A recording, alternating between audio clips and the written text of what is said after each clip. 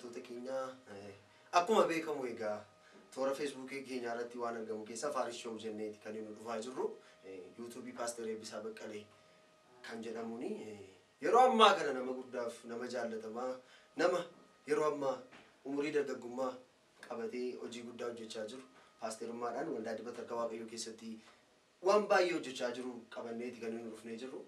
Eeyin akkasuma nama baay'ee jaallannuuf kabajnu dhalootaaf Waaqayyoo dibee kan nuuf kaase paastorii keenya Pastor Eebbisaa isiniif qabannee dhiyaannee jiru akkuma kakuu isiniif galee jiru eeyyin har'agaa tokko jennee qophii keenya jalqabneerra. Egaa Nijeerimee kallattii maal gara gaaffii keenyaatti haa dabarru. Pastor Eebbisaan eenyu waldaa kamii tajaajilu akkasumas kanneen kana fakkaatan mee daawwattoota keenyatti nuuf ibsa. Tole. Waamicha naa gochuu keessaniif Waaqayyo isin eebbisu jecha ani maqaan koo Pastor Eebbisaa Baqqalaan jedhama. Kan inni tajaajilu waldaa dibata harka Waaqayyoo Buraayyuu jirtu. Buraan tajaajila kana fakkaata. Okay, nutti maniiru jiru egaa Pastor Eebbisaanii mee gaaffii isa lammaffaatti darbina.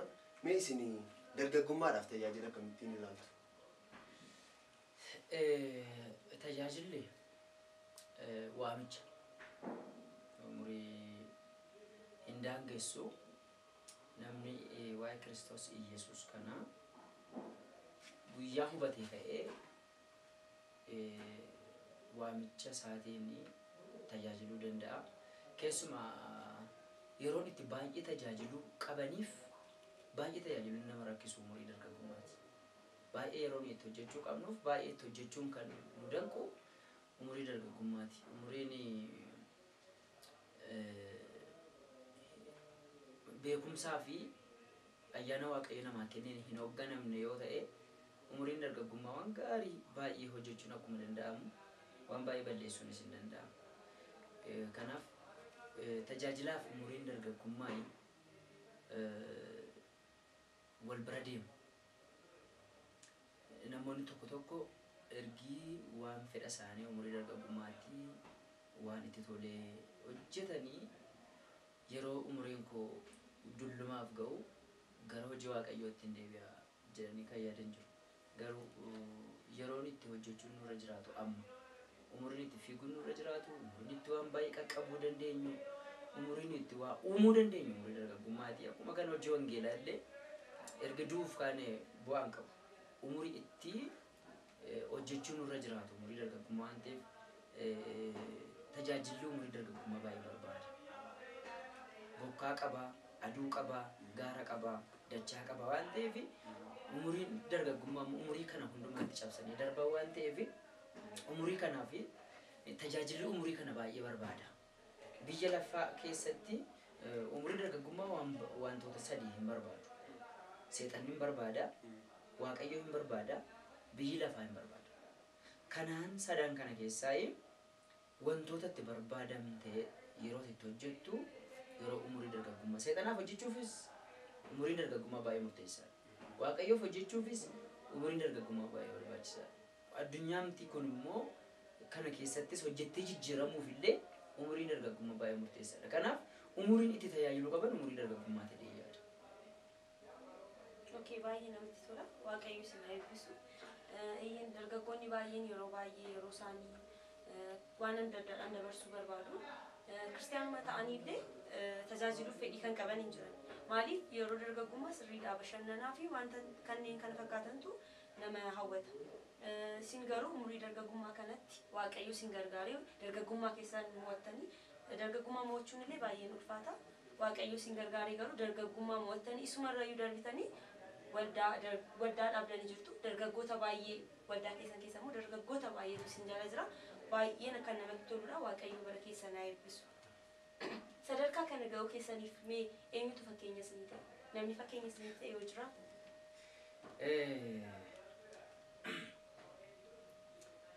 Fakkeenyi tajaajilaa kamiifiyyuu fakkeenyi Kiristoos.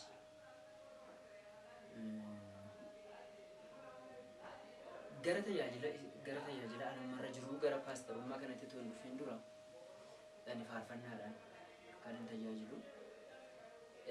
wanni sin ajaa'ibu keessa ani tajaajilaan taaree guyyaa tokko yaadeen beeku. Namni kan biraanuu yaadeen beeku naannoo itti dhaladhe keessatti wanta hojjetamuun akka namaatti hojjechuun irra jiru hojjetaa waan hin tajaajiluu fi tajaajilaan hin ba'a jedhamee hin yaadamne. Kanaaf namni abaluu fakkeenya naa ta'a tajaajila kootiif jedhu hin jiru. Maaliif yoo jette tajaajilaan akka abaluun ta'a jedhee waan hin yaade waan hin qabnee fi kiristaanaadhuma kana jireenya kiristaanummaa macimsuudha malee gara tajaajilaa ta'anii waldaa geggeessuu saba amma kana tajaajilu miidiyaa irratti tajaajilu hin yaadne waan hin ta'eef abaluu fakkeenya naa taa'ee hin yaadne. Ergasii asitti garuu namoota tokko jireenya hafuuraa isaanii jireenya isaan adeemsisan irraa ka'ee nan ilaala. Warra akka Masarat Taayyeefaa kana natti tola namichi. Namoota afaan Oromootiin tajaajilan keessaa jechuudha. Nama baay'ee kabajuudha. Yeroo inni jalqabee waan beekuu fi chaalenjiin inni keessa ture inni hin darbee kan jedhu yaada. Dura garuu ani faarfannaa Asfoo Mallasiin baay'ee dhaggeeffadha. Faarfannaa afaan Amaariffaan beeku yeroos. Hin beeku garuu faarfannaa masaa baniini akkasumatti ittiin kadhadhaa. Yoom faarfannaa isaa hin dhaggeeffatin oolee akka waan hin kadhatin ooleetti natti dhaga'ama. Kanaaf akka tasaa ta'e garuu Asfoo Mallaseetuun hin beekini kan inni jaalladhu akkasitti yaadu. Bara 2000 waltajjii tokko irratti walitti dhufe. Gimbiitti jechuudha. Gimbiitti walitti dhufne akka tasaa ta'e innis mucaa naa wajjin kwaarii tokko keessaa faarfatu. Na isan dur beekuuf jaalladhu caalmaa ittiin caale jechuudha. Kanarraa kan hafee namni bakka akka abaluun ta'a jedhee fakkeenya godhadhee ka'ee hin jiru. Fakkeenyi koo inni jalqabaas inni dhumaas Kiristoos jechuudha. Egaa waan guddaadha. Sagalee guddaa tokko nas keessaa fudhadheeni fakkeenyi koo Kiristoos jedhanii paasteriini dhugumadha. Waan baay'ee kaasanii haasa'anii beekaa. Mee kallattiimaan gara gaaffii keenya sattaanutti dabarraa. Isin utuu paasteriin ta'in dura faarfataa turtanii namni baay'eenis faarfannaadhaanis hin beeku. Mee gabaabsaatii gara paasterummaatti akka itti dhuftan. Ani waldaa kan biraa keessattuu tajaajilaa jiruutu waldaan amma keessa tajaajilaa jiru kana dura yeroo 2006 tajaajileen ture. Waldaan sun ka'umsarra jirti yeroo sanaa isa booda guddoodha. Fooyyee qaba paasteroota 2 qabu tajaajileetanii yeroo Wallaggaarran ture deebi'an. Wallaggaadhaa dhufee gara Finfinnee kanaa waldaa Mul'angeelii waldaa Guutuu Wangeelaa Saansuusiitu man jiru. Waldaa isheen amma jiru kun waldaa guddoo taatee natti mul'atti. Halkan sa'aatii 8 mul'ata argaa tuun kadhadhu gara kana kan deemu qulqulluudhaa jechi. Halkan sa'aatii 8 bokkaa turu. Gaafa nufu isan argeetu hin taane cufamtee arge. Ani waldaa guddoo taatee etuun keessa tajaajilu arge. Mul'ata sana jechuudha. Yeroo dhufee sa'aatii 8 halkan mooraa rurrukutu waldaan namni keessa jiru. Wangeelaawwi amma nu wajjin tajaajilutu namoota 4 ta'anii ijoollee durbaa 4 wajjin mana ishee xiqqoo tokko keessatti kadhatan. Sadhumaa galaaru yookaan biyya qayyarannaa yookaan nama fidi kan jedhu kadhatu isaan. Inni dirdaa deemuuf ture. Dhaqee maal waldaan maal taate rakkoo jira jedheen gaafadhe. Waldaan namni hin jiru anis abdii kutadheeraa jedhe. Wallaggaan konferensii deemuuf waan hin ka'eefi hamma dhufutti kadhata keessanitti waaleetanii itti mee wajjin hojjenna kana booda deemneen sokkee jechuudha. Amanuu hin dandeenyu. Maaliif waldaa ho'aa keessa hin jira, waltajjii gurguddaa baay'een qaba. Yeroon dhufee lafa du'uwwaa irratti tokkodha jalqabuu fi haasa'u namni naman hin fudhatu. Umriin koo ijoollummaan jira. Lammaffaa immoo namoota gurguddaa dadhabee naannoon kun xinqolaan warra xinqolaa waan baay'ataniif incima. Sabooddee Waaqayyo waan natti agarsiiseef maaliin jedheeni yoo du'us wajjin doona yoo nama taanis wajjin nama taana hin jedhu. Isa booda Wallaggaan deemee ol deebi'ee sanbata isaa tajaajilatti fufee jechuudha. Tajaajilatti fufee waldaanii kiraay meeshaa kiraay fayyadamna. Qolee irratti kiiboordii baadhee harka tokko miksarii baadheen fagoodhaaf fidee tumatti waaqeffannu namoonni argamu jalqaban Waaqayyo hojii jalqabee.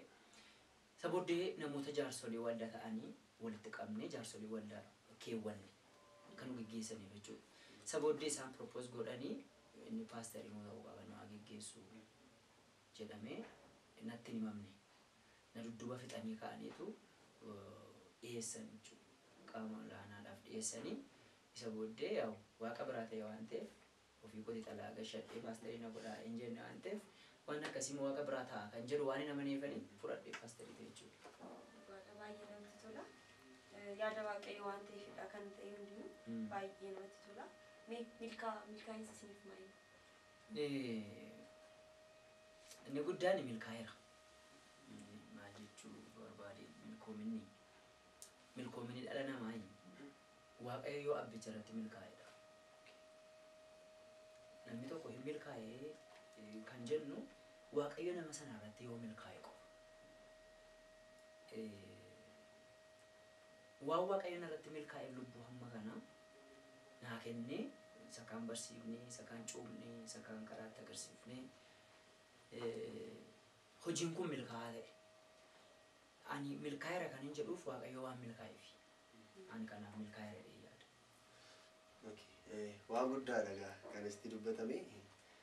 Milkaa'ina akka isaan itti ibsan waan anumtiyyuu ofii kootii isin beeku malee waan baay'ee irraa baradhe Waaqayyo milkoofnaan an milkaa'eera jechuudha. Waan guddaadha. Mee egaa gaaffii keenya sattaanutti darbuuf isin utuu gara tajaajilaan dhufiin odeeffannoo nu qabnu hojii kan biraa hojjechaa turtan. Mee maal hojjechaa turtan? Ani wanti hin hojjenne jiru. Wanta hin hojjenne yoo na gaafatte baay'ee salphaadha. Maaliif jettee hojiidha waan jedhamu keessaa ofii of danda'uu ofii of bulchuu leestirootti jalqabee caammaan daraka akkasittiin baradha. Ituma kanaan jiru mana namaa seenee mana namaa gaafa teessuu kaa wanti ittiin hojjenne maaltu jira. Keessumaa wanti hin daganne Damdollootti tun baradhu mana namaa galee humni ittiin baratan waan hin jirreef atalaa isaaf araqeetu namaa farsoo maal kana hojjetu isan guura isan gata. Wanti isa booda manatti deebi'ee ganaa yuunifoormii ture jijjiirrachuurraa jedhee yuunifoormii dhumarratti wayyaa kan biraa irra kaa'een guura. Yeroon guuru kanatti natti bubbu'umsaan oolu. Baay'ee kan hin jaalladhu ijoolleen lama jiru farsoo. Kutaan keessatti baradhu keessaa bara 94 sagalin bara sana. Yeroon atalaa ituun guurinii dhaqu nu dabbaree irraa jedhu. Maaliif foolii uffatan irraa quufu. Kilaasii keessa ta'anii gaafan kilaasii lixu hin beekamu. Gaafan ooluus hin beekamu. Ani boru kutaan keessatti baradhu gaafan ooluus hin beekama. Gaafan baradhus hin beekamu. Barsiisaan gaafa lixu eebbisaan jira. Gaafa fooliin itti dhabu jechuudha. Innaa kun jira hamma gaafan hojii mootummaa illee hojjedheera. Hojii mootummaa tun hojjedhu hojii wangeelaa hojjechuuf jechanii hojii kan biraa halkan an sa'aatii 16 hojjedha. Jireenyuma keessatti sa'aatii 16 hojjedha. Mindaa kooyi mishiinarii kan biraatu nyaata. Kan hojii mootummaa irraa argatu jechuudha. Gara kibbaa kanarraa dhufee afaan Oromoo baay'ee hin danda'u. Garuu biyya keenya keessa deemee baay'ee hojjeta.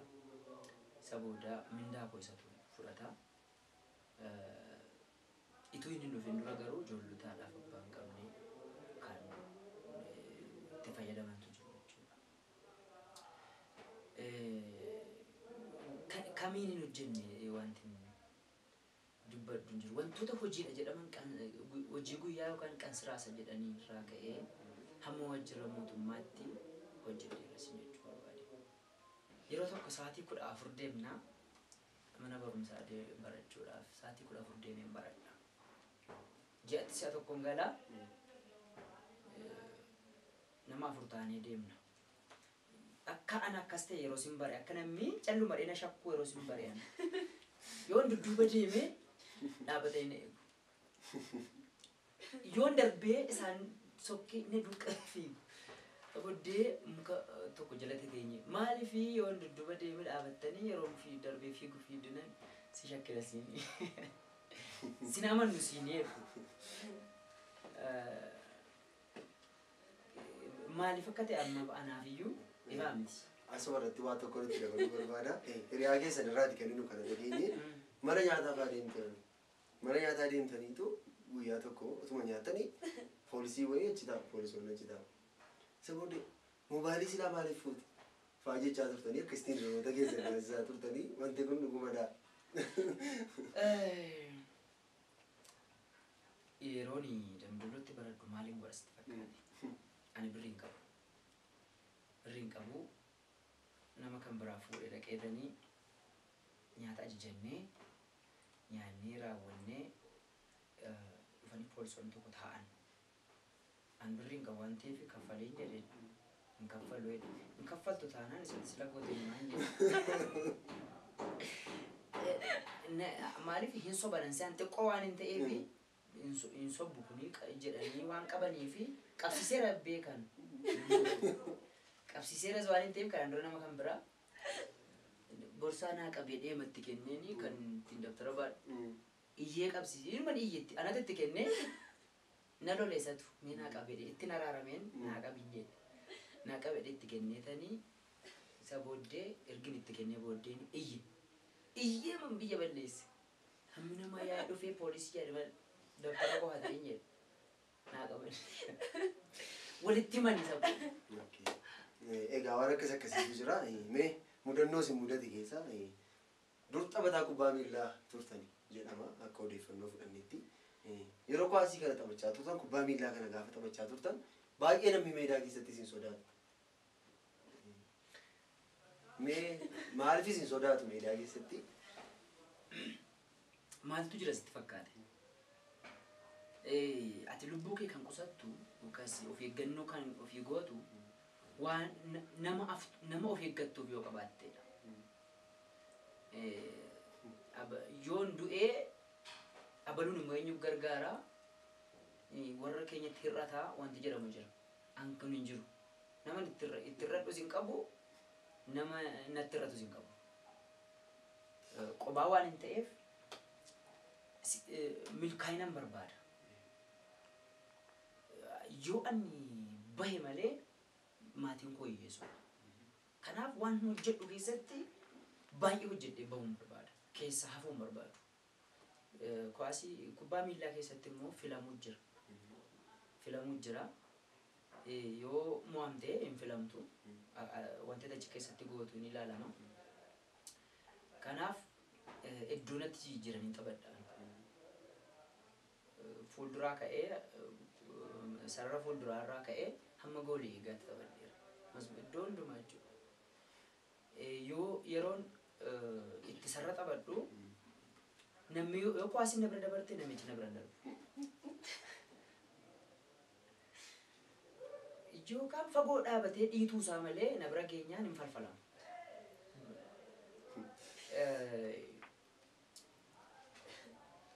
Yoon fuuldura taphadhu immoo namni isaanii keessa namni baay'ee taphatu miidhamee maba'a.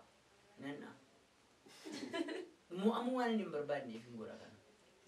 Kanaaf yeroo dirree seenan akkan keessa jiru laalu.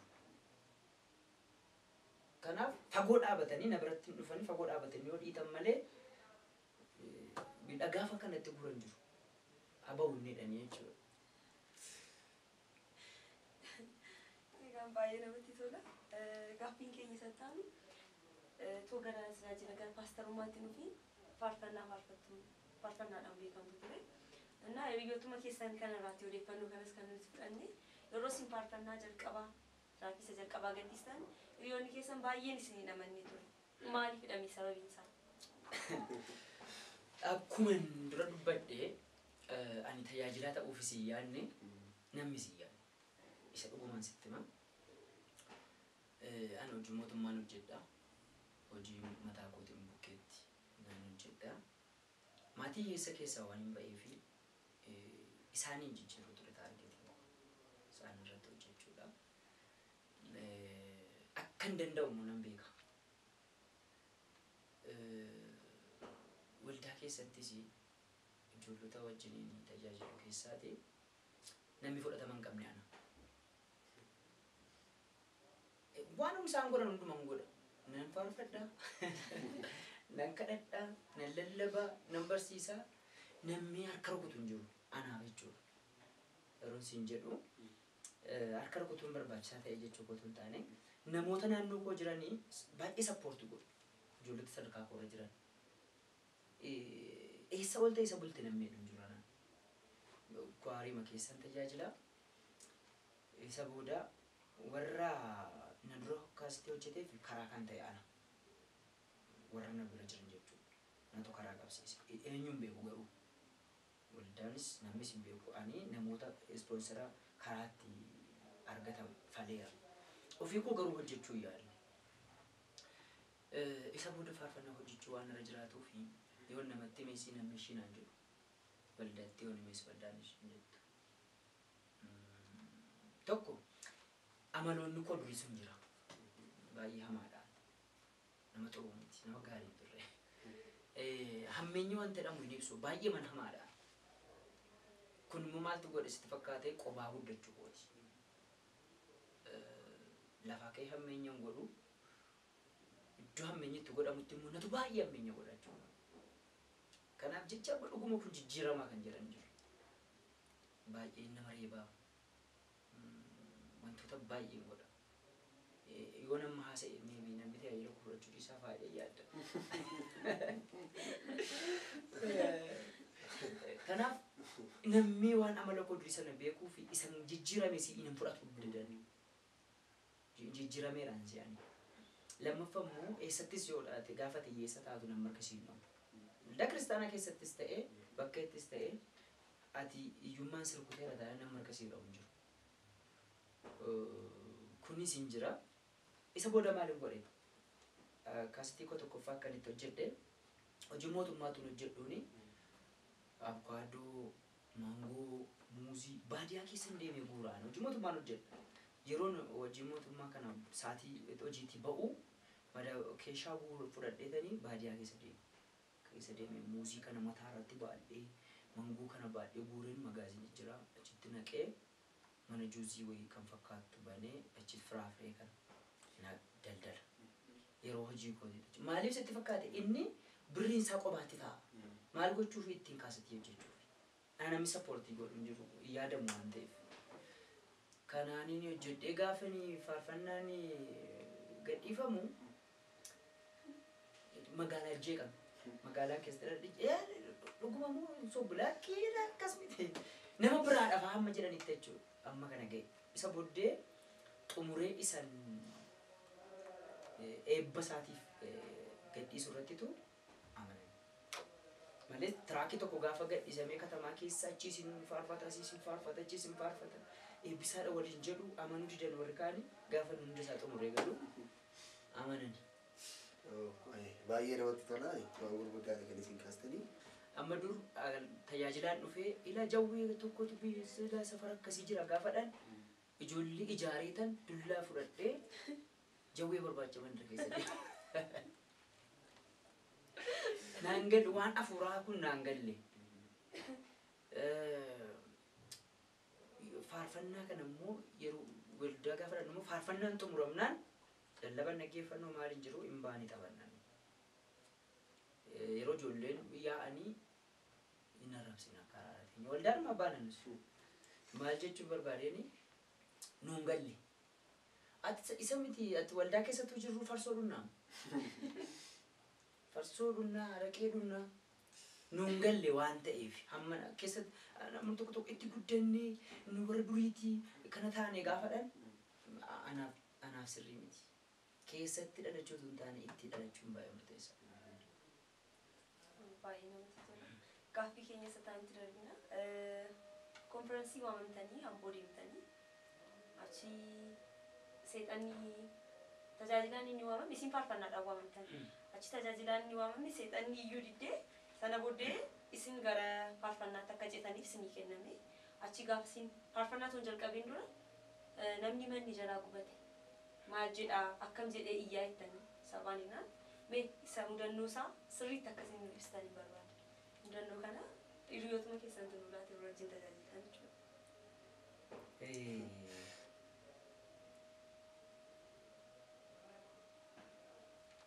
Yeroo baay'ee nama mudataman kun yeroo tajaajilaan hafee waan amala koo keessatti yeroo hundumaa waan argiteef hin gootu. Inni lallabaaf kan waamame jira. Inni lallabaaf waamame. Waan lallaba dandeessuuf faarfataas lallabuun hin danda'amu. Ankooti kun. Waan mul'ata argituuf inni raaju achi jira waan ta'eef mul'atan argaa jiraanis jechuun dandeessu faarfannaamaaf deemtu waan ta'eef isa deemteef hojjetta jechuudha. Akka tasaa ta'ee nama kadhataaf waamame to'afe. Na barsiisemaa seexanni caffettee mateessi annan argaa isaan barsiisanimaa fala wallaale. Na biyya kana iyyuun hin jiru hin jedhe isa jalqabaati. Iyyuun hin danda'amu biyya kanatti hin danda'ama jedhan. Erga akkas ta'e maaliif seexanni teessiree hin jedhe.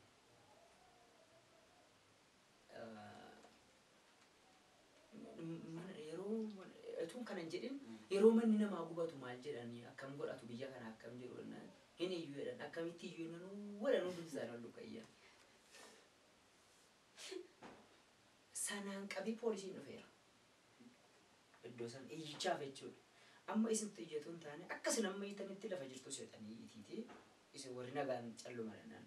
Akkuma jarri iyyanitti lafa jirtu hundumaati iyyite. Poolisiin rakkoo dhalatee dhufe. Wantichi rakkoo hin turre seexana ture jechuudha.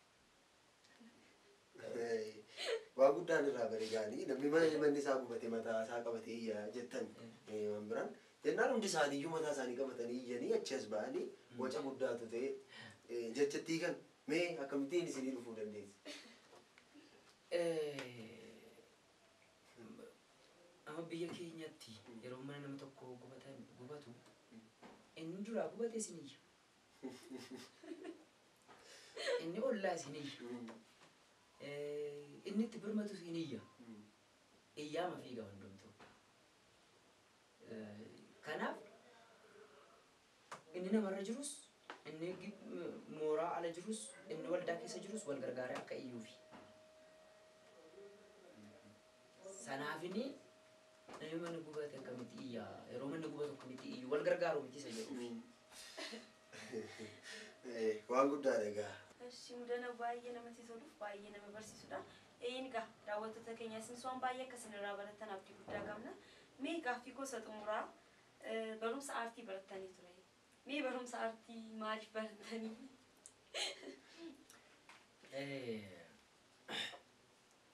Barumsa aartii akkaataan itti baradhe ijoollummaadhumatti aartii baay'een jaalladha. Keessumaa diraamaa, fiilmii garaagaraa hojjechuu nan barbaada. Akka tasaa ta'ee hojii mootummaa gadhiisee hojii wangeelaaf yeroo ba'u hojii wangeelaa kana aartiidhaan hojjechuu barbaade. Yeroo mana barumsaa sana seenuun amma aartiin isa nuyi dhaabannee lallabaa oollu caalma waan daqiiqaa 5 bifa aartiitiin hojjettee isatti gadhiistutu iddoo baay'ee sii qaba. Taargeetiin koo sana ture.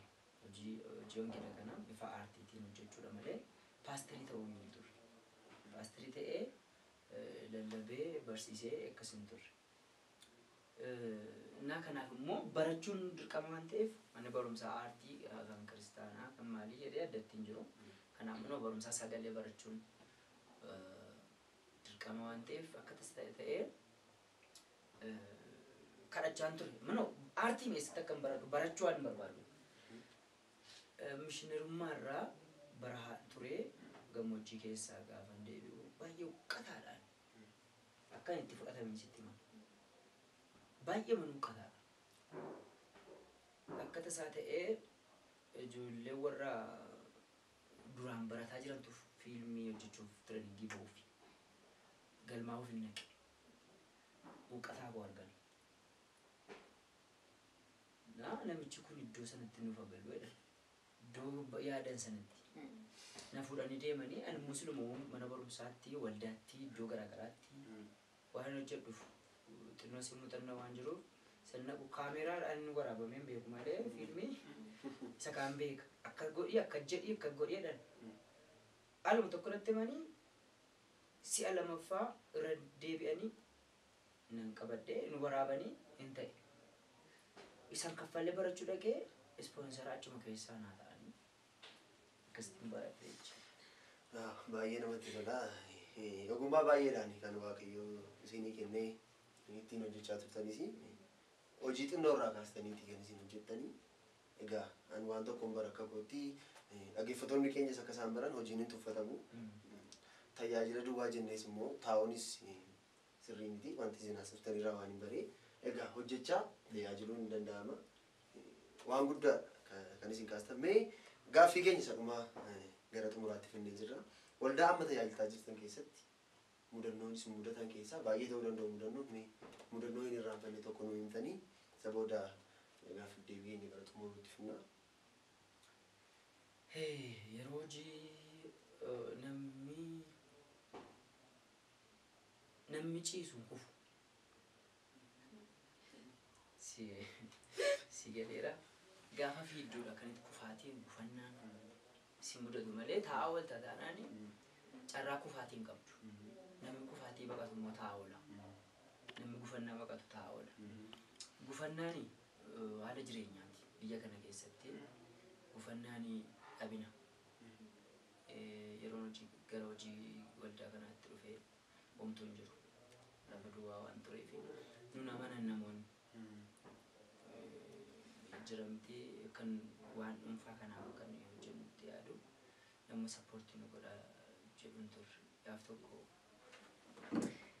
nama baay'een itti siqu tokko abbaa qabeenyaati akkasitti hojii waaqayyo jalqabee hin jira mee maal yaaddaa waaqayyo ijoollee baay'ee natti kenneera dargaggoo baay'ee na bira jira isaan kanan barsiisuu itti jira jedheen gaafadhe. Dhugaa waaqayyooti jedhe. Dhugaa waaqayyooti birriin tokko harkaan jiru jedhe. Miliyeenera tanaa baay'een itti dhugaa waaqayyooti birriin tokko harkaan jiru jedhe. Isa booddee birrii tokko kiisiidhaa baaseeni kenneef. Inni birrii tokko taanaan nusiin kenna. Akkas gilxaanii ifa waan hin godhu keessatti. Kenneefiini birrii tokko ta'e nusiin kennaa kenneef. Isa booddee maal jedhe sitti fakkaata? Isin warra saamuudhaa fi waldaa dhaabeedha jedhe. Saamicha geggeessuuf waldaa dhaabdanii na arrabse. Arrabsa guddaa na arrabse. Sana muka baalan jenneeni waldaa saamichaaf hin dhaabeedhaa fi hojii waaqayyoof hin dhaabee hin turtu waggaa tokko duwwaa na obsin agartaan jedhe. Sun baay'ee natti dhaga'ame. Nama natti siqu waan ta'eef tu hormi jedhee amala koo immoo dura ka'e waan beekuu fi kanatu mudannoon baay'ee natti hin tolle kana ture. Kan biraan as keessatti yeroo waldaa kana ijaaraa jiru naannoo kanatti si'a lama marsii nyaadhe summina nyaachisan jechuudha. Reefin iyyuu bayyanataa jira malee erga yeroo sanaa ka'ee qaamni koo miidhamaa ture. nyaata illee nyaadhu akka garaa kootti na hubeera marziin sun maal jedhee gaafa yaadu marziin sun na hubeera ogeessis akkas naan jedheera amma garuu guutummaan guutuutti fayyeera sadarkaa marzii si'a lama summii si'a lama nyaachuu irraa ga'eera mudannoowwan kun turaniiru jechuudha. Waan gurguddaadha kan nuyi asirraa barree annasumaan baga waaqayyoo du'aa waan hundumaa irra isin dabarsee kunoo yeroo ammaa kana dargaggoota baay'eedha isin bira kan jiranii baga yeroo guutuu sadarkaa kanaan isin ga'een jedha. Egaan qophii keenya utuu hin xumuranii dura Paaster Eebbisaan utuu gara paasterummaatti hin dhufin faarfachaa turanii faarfannaa isaanii jaallatan keessaa mee faarfannaa tokko mitiire? Faarfannaa isin jalqaba yeroo jalqabaa faarfatan raakisa jalqabaa kan faarfattan barbaanna. Meeshaanis jira egaa kiiboordistis qabna asuma irraan tole haamsa dhumaa namni tole umarratti haamsa hin qabu keessuma dargaggootaa fi yeroo baay'ee dargaggoonni maal barbaadista fakkaatee bashannanuu barbaada sirriidhas waan itti tolu hojjechuu barbaada sirriidhas kan hin godhachuu kan danda'u dura afuurri isaa kan lubbuun isaa toorarra yoo jiraatte amma fakkeenyaaf ani seexana baasu namoonni baay'ee naa gaddu dhiphatu ta'anii ba'uu diddii yoo isheen waan garaa garaa jira sa'aatii yeroo fudhatu jira anaaf garuu bashannana seexana baasuun anaaf bashannana seexana tajaajila koo keessatti seexana hin baasne taanaan natti hin tolu akka waan hin bashannanaa olitti ilaalee irriba nagaarra rafaa qaaban seexana baasu kanaaf waldaa kiristaanaa keessatti namni waan itti waamame gaafa hojjetu sammuu isaa bashannanaa inni faarfatu yoo faarfatu inni lallabu yoo lallabu inni teessuma qulqulleessu yoo qulqulleesse waan hojjetu yoo dhabe biyyooma lafa kanaa fuudhee yoo sirreesse illee bashannanni isa malee bashannanni birrii guurratanii hawaasaa dhaquu miti sodaree dhaquu miti langaanoo dhaquu miti magaalaarra naannoo miti bashannanni satisfaakshinii hafuuraati. Bashannanni gammachuu sammuuti gammachuu hafuuraati kanaaf immoo eessatti gammadama eessatti bashannanama waan lubbuu fi hafuura ofii barbaaddu gochuudhaan kanaaf dargaggoonni gara hojii waaqayyootti akka isaan mijeeffatanii gara hojii waaqayyootti akka isaan karaa buufatan nan jedha. Akkuma isin jettan immoo faarfannaa duraan keessaa faarfannaa namni baay'een jaallatuuf anis baay'ee jaalladhu faarfannaa manidhaa keessa taa'anii hojjedhe ani manidhaatti baay'ee dabarseera isa kana baay'ee isaa dubbachuun barbaadu maafan ariifadha faarfannaa maafan ariifadha jarjaruun koo marii yeroon kee oniidha arrin ta'uu borii dubattee iftu ni dhufa guyyaan kee dhaabbateen ilaala gooftaa koo hojii kee faarfannaa gosa jalqabaa keessaa jechuudha.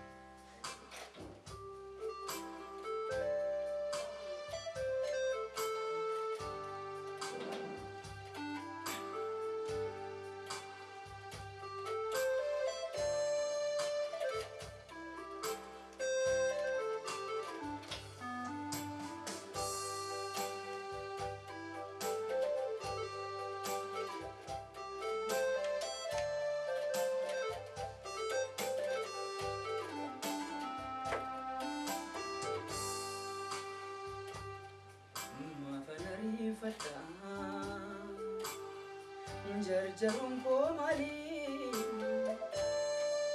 yeroon kee oniiga arrin ta'uu borii dubbattee iftu ni dhufa guyyaan kee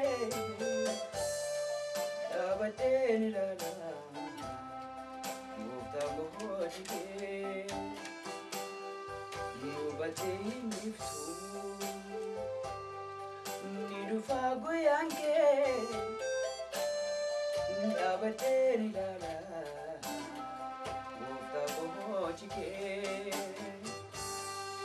makan ariifadha jarjaruun koo malee yeroon kee oniga orin ta'uu borii dubbachee hin ibsu inni dhufaa guyyaan kee dhaabadheen ilaala gooftaa boqojjii kee dubbachee hin ibsu inni dhufaa guyyaan kee dhaabadheen ilaala gooftaa boqojjii kee.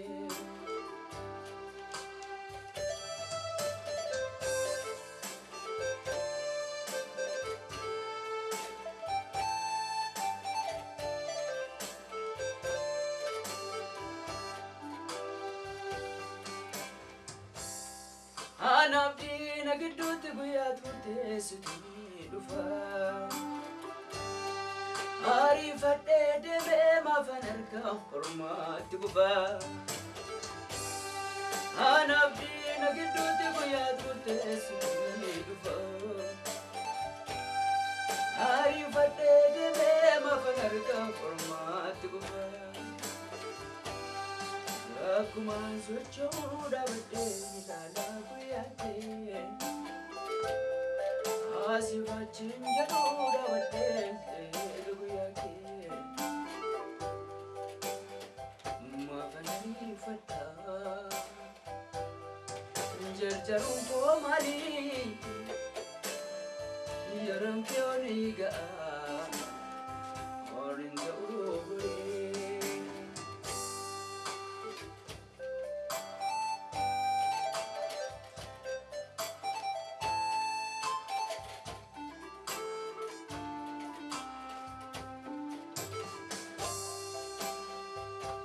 Hallelujah.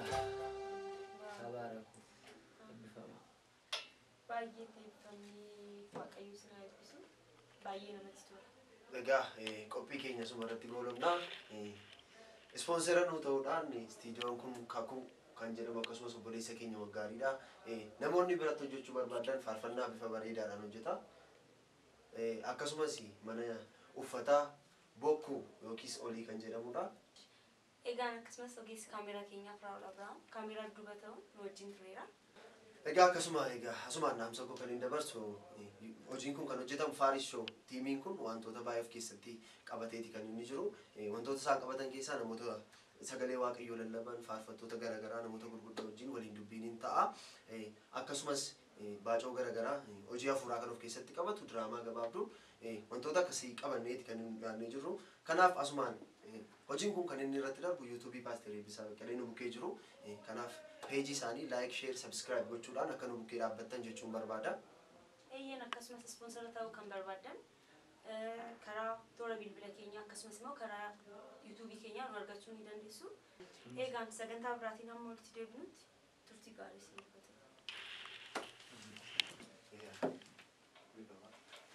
Sinaa eebbisu jabaadhaa.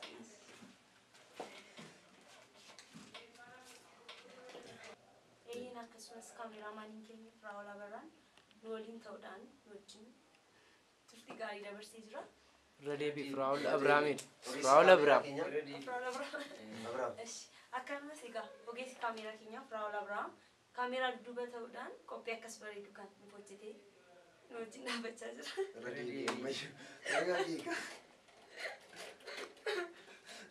Ogeessa kaameraa keenya. Ogeessa kaameraa keenya. Radeebi. Ogeessa kaameraa keenya. Raawul Abrahaam.